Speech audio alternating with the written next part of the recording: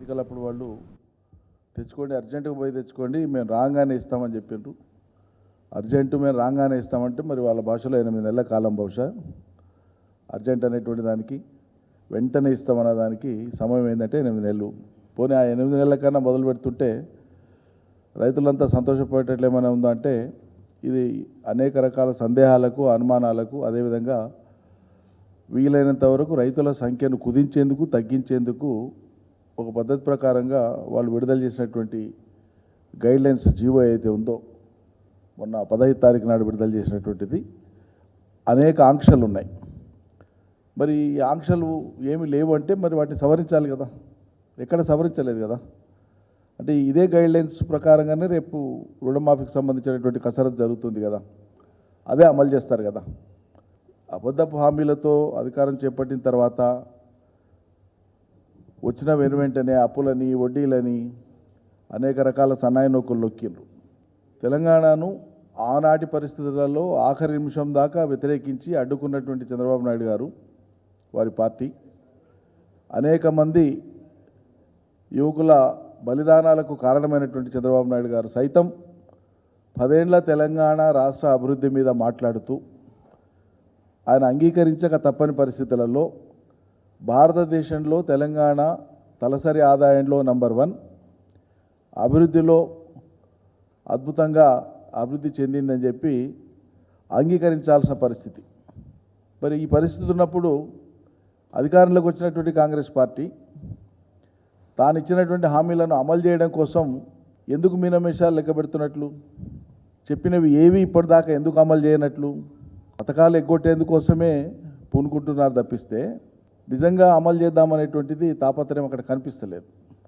చెప్పిన రుణమాఫీని అమలు చేసి కొంత చేసినాం అనిపించుకోనికే చేసేటువంటి కాలయాపన చర్యలే తప్ప చిత్తశుద్ధి లేదు దీంట్లో అని.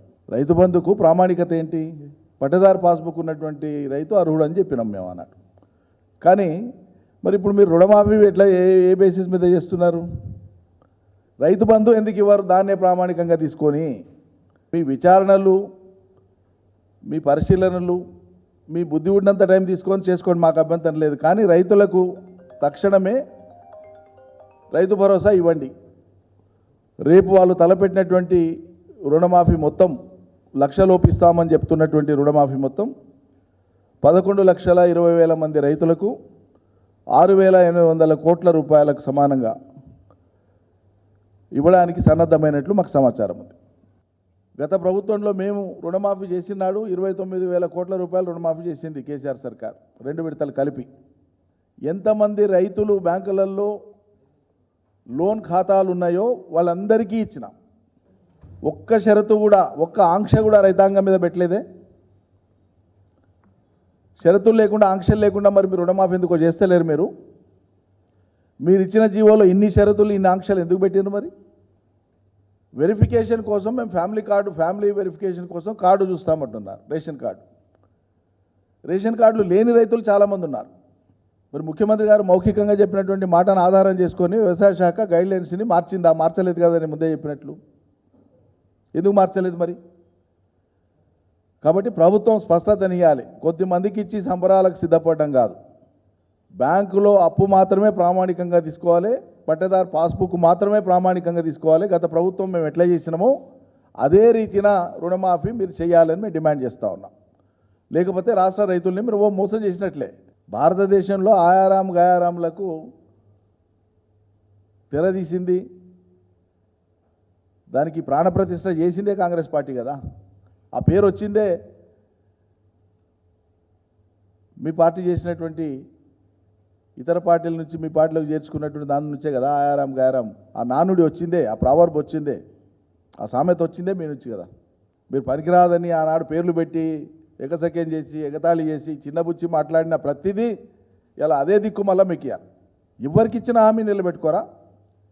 నిరుద్యోగులను రెచ్చగొట్టి అధికారంలోకి వస్తే అలా నిర్బంధం ప్రయోగిస్తున్నారు. ఈ రాష్ట్రం వ్యవసాయ సుసంపన్నమైన రాష్ట్రం, వ్యవసాయం బాగుపడ్డ రాష్ట్రం. అటువంటి వ్యవసాయాన్ని ఇంకా ముందుకు తీసుకుపోయే పని వదిలిపెట్టేసి ఆంక్షలు పెట్టి ఉన్న రైతుల నోట్లో మట్టి కొడతారా? ముమ్మాటికి ఇది రైతుల్ని వంచడమే, రైతులకు ఇచ్చినటువంటి మాట నుంచి వెనక జరగడమే ఈ ప్రభుత్వము. ప్రతి రైతు అప్పు చేయని వాళ్ళు కూడా పోయి పాపం అప్పు తెచ్చుకున్నారు.